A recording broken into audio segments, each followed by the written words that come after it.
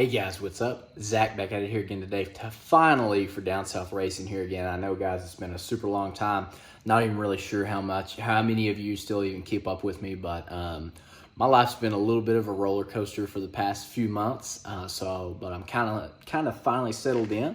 I'm going to give you all a little rundown on the car and its new setup and stuff. Excuse the phone quality, but I figured with the flash it would be a little bit better so you could at least kind of see some stuff, if that makes any sense. But so like I said, it's been a long time. As many of you all know who did keep up with the channel, somewhere around a year and a half ago, I did twin turbo this car in late 2019. And since then, we have done some pretty extensive upgrades, but not really nothing crazy. I do have some plans, which I'll go over with you all in this video. I'm going to try and keep it pretty short and sweet.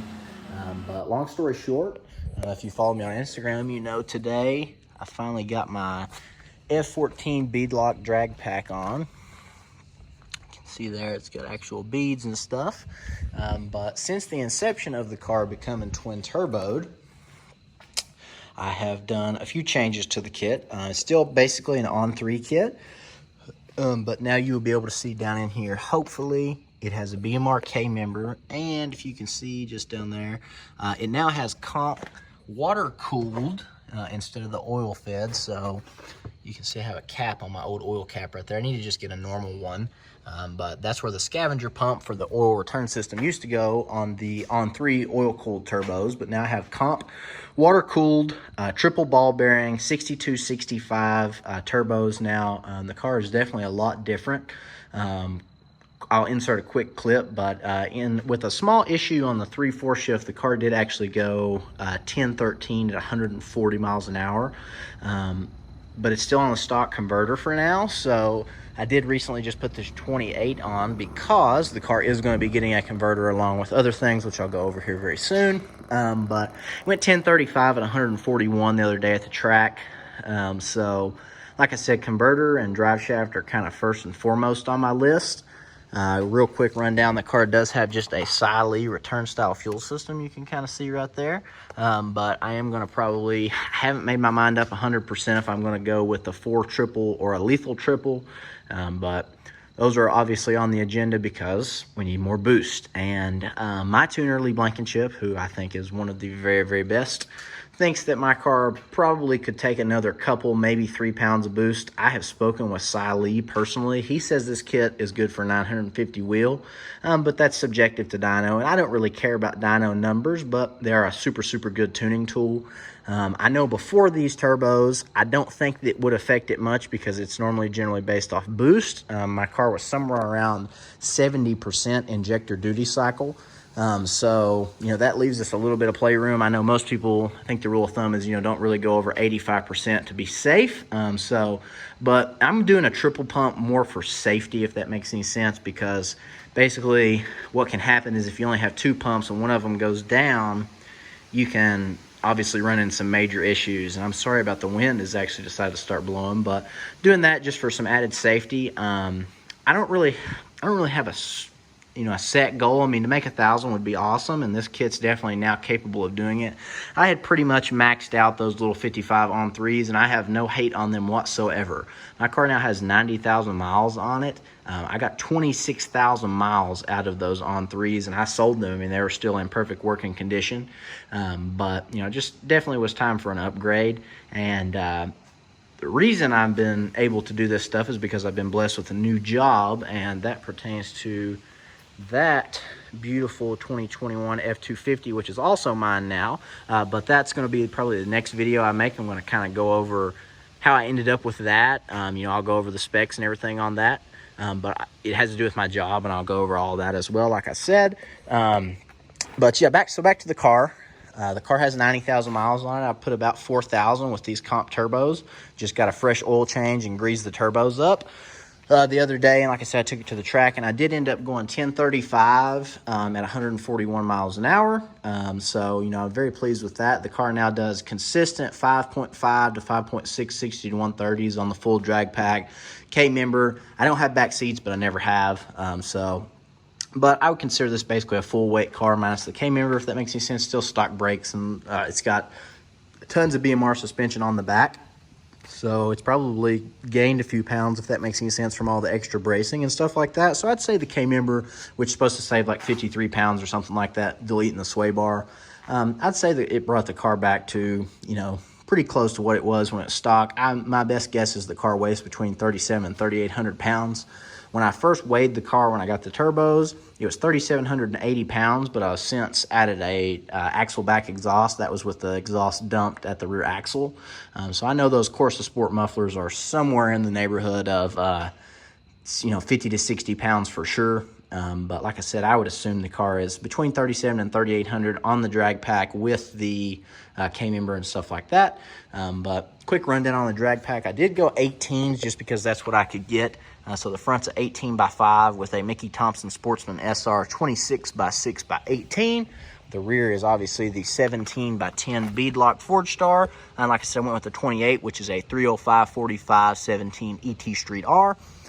So that's what I wanted because, like I said, the car is going to get a converter here soon. It definitely needed the 28. Although at the track on the 26, because you can leave a little bit better with the stock converter, the car is a little bit faster. Like I said, it went 1013, albeit in a little better air, about 700-800 DA versus the other night it was about 17 or 1800 DA. So I think the car could definitely go 1020s on this setup, no doubt. Especially in perfect air, maybe even a 10-teen again, if that makes any sense. But I'm super stoked with the car, guys. Little update also, whilst I still had the On3 kit, I did end up blowing this passenger side head gasket. So the car now has PAC 1234X valve springs. It has Cometic head gaskets, and it also has ARP head studs. So still stock bottom end, if that makes any sense. But definitely going to see what this Gen 2 can do here in the coming months. Obviously, we'll be back to Lee Blankenship's dyno. But, let me know what you guys kind of want to see. I don't really post racing videos that much because I have had trouble in the past, but I'm definitely willing to take the necessary steps in terms of editing to make that happen if that's what you all are interested in, although I don't do it much anymore just because I do technically drive for a living, so my license is how I get my paycheck now, if that makes any sense. But I haven't updated you guys in so long, and I just kind of wanted to. The car is hilariously quiet now. I'll shut this hood right here and give you all a remote start, but under throttle, the Corsa Sport exhaust definitely sounds good. Actually, I think my key is in here, so I have a funny mounted boost gauge as well, just because I got tired of it hanging, and once I get a boost controller, it'll go in the air vent, if that makes any sense. But get down here on the back, and so as you can hear, once the car kind of cools off after that initial startup, it's actually very quiet. But once you get down here, you can hear the turbos. And sorry about all the rubber and stuff. That's from all the fresh burnouts and stuff. But yeah, guys, so I'm super stoked with the car. Like I said, I mean, it's nothing special by any means. There's plenty of things that are much, much faster and much nicer. But, I am 23. I've had this car since I was, I think, 19. So I've had it over 3 years. No, I guess I had just turned 20. I got it in January 2018. So I had just turned 20 years old. And, I'm definitely proud to have a twin turbo car at the age of 21 when I done it. A pretty nice twin turbo car now at this point, if that makes any sense. But I honestly just miss making videos, guys. Long story short, I guess I should, let me get this phone a little better. I guess I should preface it by saying the reason I quit making videos was because of my old job. So I've been through a couple jobs. Back when I was making videos consistently, I had a just kind of like a summer job type of deal, if that makes any sense. I've always kind of washed cars and stuff, but I worked at a pallet store. So it was actually a really fun experience. I had some good people I worked there for. But then that place shut down, so I went to Walmart Distribution Center. Walmart DC is what we call it. I don't know if any of you have ever heard of that or know anyone who works there, but it is literally very difficult manual labor. You earn every dollar you get. It was a good paying job, or at least okay paying job for sure. Then I got a manager's job at a GNC store, which is General Nutrition Company, which is basically they sell vitamins, protein, stuff like that. Love that job, done it for almost a year, and then run into my new job, which like I said, I'm going to go over in the next video, but it does pertain to hauling stuff, and it is with a truck.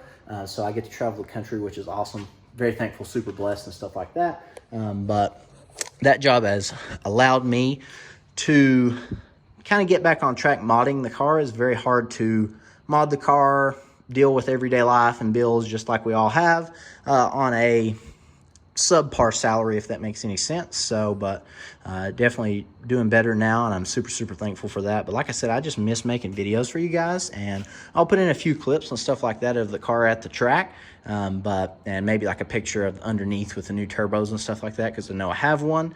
But this car's honestly, guys, you know, knock on wood, it's been a trooper. I mean, I doubt anyone has treated a car like I have treated it for the almost 90,000 miles that I've had this one. I mean, from 7,000 miles to 60,000 miles, the car was, you know, basically full bolt-on E85.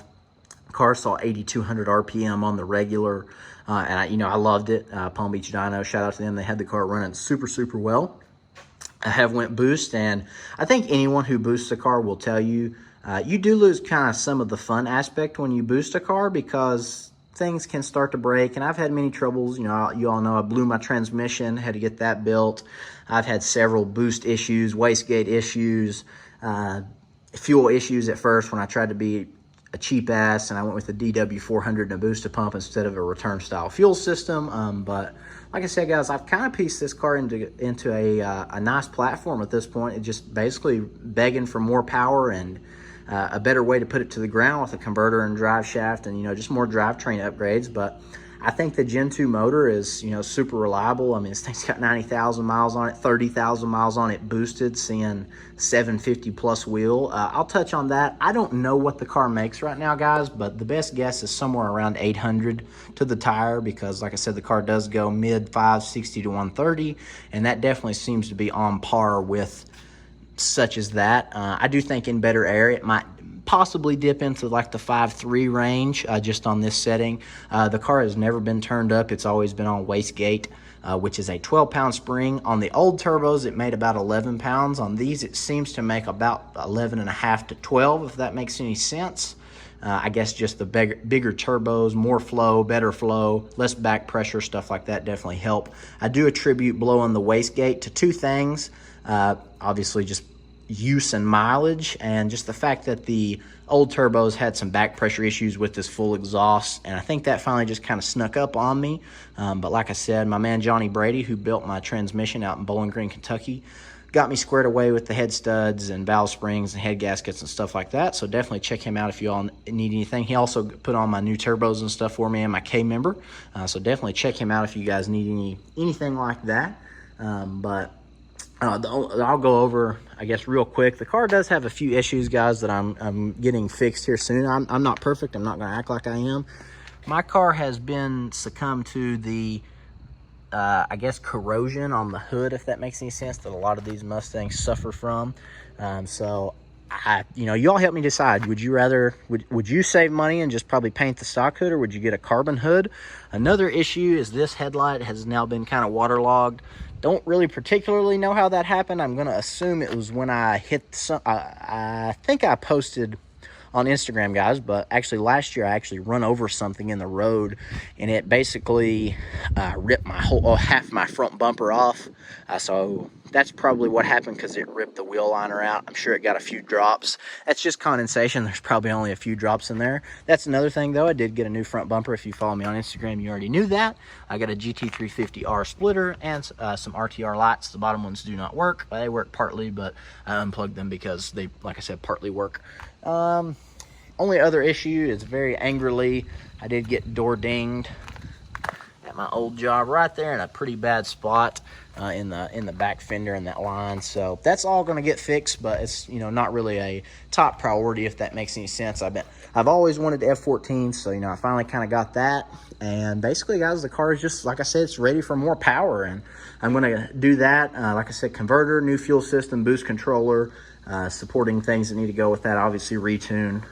So drive shaft, and I'm gonna try to get away with the stock axles for a little bit, not leaving crazy hard, but they do have 90,000 miles on them, so if they break, they'll break, and we'll just have to upgrade them. But anyone who's done this before knows this is a lot of money, or at least a lot of money to me. I'm sure there's people that throw this type of money away, but I would say the car probably needs about $7,000 more in parts, and it's probably already got $15,000 in parts on it.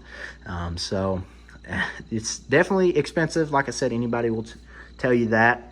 But it's something I love, guys, and it's something I'm probably always going to do if the Lord definitely allows me to do it. But like I said, I just really wanted to kind of get back and touch base with you guys, and I want to try to do some more videos about the truck and my job and stuff like that. I definitely want to start bringing y'all back to the track with me so y'all can kind of go along this journey.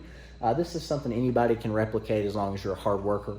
Like I said, I had a subpar salary for 2 years, and it's definitely I've been able to do it. It's not been easy at times. The car's had to sit multiple times for a month, stuff like that, while I saved up money to upgrade it when I had to. But here we are, guys, and so like I said, it's good to be back. Hope some of y'all definitely watch the video. I'm sorry if I blabbered on a little too long, but I definitely wanted to give you all guys the full update, if that makes any sense, the full rundown.